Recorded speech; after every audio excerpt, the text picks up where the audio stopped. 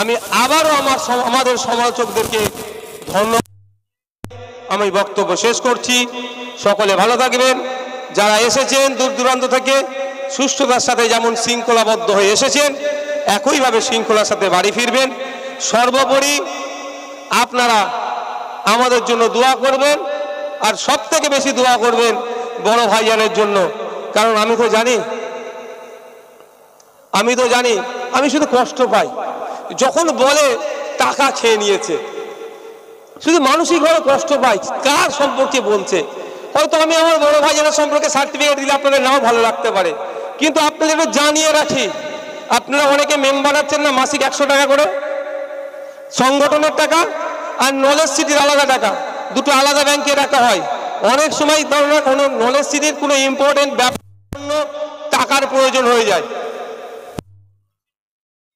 Knowledge সিটির ব্যাংকের যে টাকা অ্যাকাউন্টে থাকে। আমি বলেছি একাধিকবার যে